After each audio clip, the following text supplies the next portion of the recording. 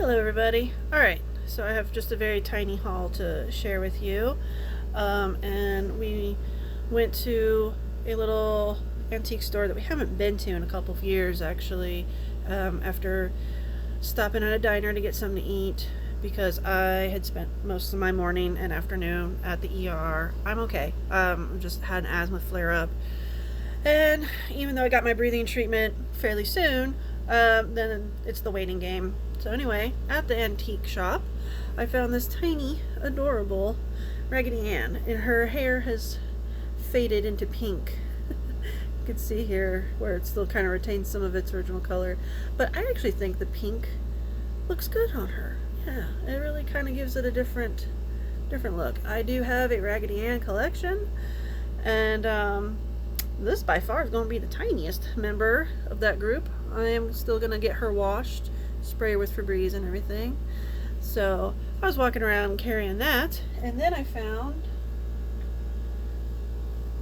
the growing up birthday girls, year 9, out of the series that my husband and I started collecting for our daughter. She's 9 now. Unfortunately, we stopped at number 5, and that was because the Hallmark store at our mall closed, and then shortly after that we had the pandemic, so we haven't been able to get any new ones.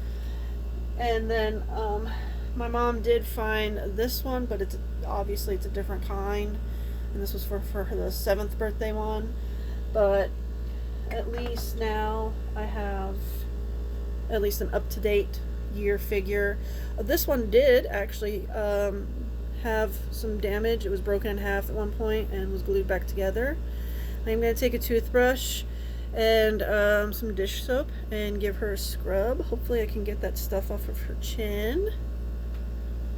But I'm happy to be able to stick that in the collection and just kind of keep that a little bit up to date. So, it's just one of those things, I tried to get for my little kiddo, and life has other plans.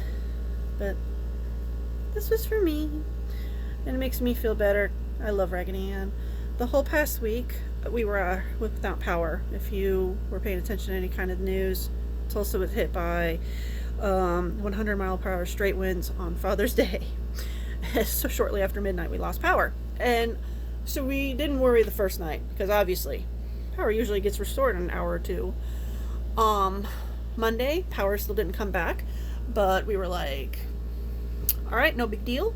We will unload the freezer, put it into the cooler, and drive down to Muskogee to see my mom, drop kiddo off like originally planned, hang out there for the day, come back to town.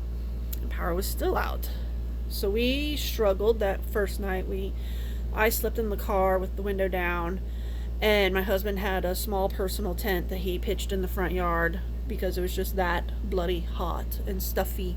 There was no airflow, so it was just awful. And with my asthma, I have to have some sort of airflow, even if I'm sitting outside getting eaten by mosquitoes. The rest of the week we ended up at my brother-in-law's house.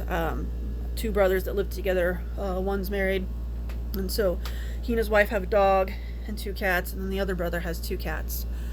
That's 4 cats too many for me. Luckily 3 of them pretty much stayed out of sight, out of the way. It was just the one in particular with long hair who happened to be very affectionate, and I can't resist. I mean, he's cute, he's soft, he's fluffy, he's family. I have to pet him. Of course, there were times he would just flop in the middle of the floor and I would have to pick him up just to get him out of the way. So, I mean, I really couldn't avoid him.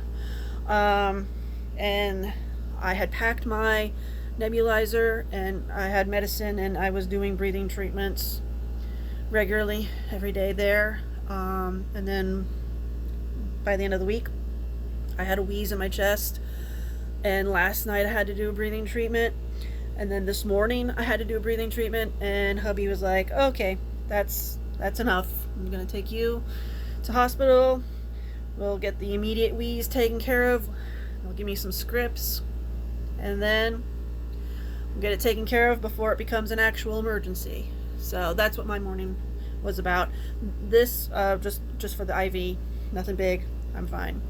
So anyway, that's what's going on. That's the tiny haul and just a little bit of an update on what's going on. And goodness, I'm exhausted, physically, mentally, emotionally, spiritually, financially, economically. Oh, yeah. So it's okay. We're fine. We're getting through it. The struggle is real. Anyway, bye.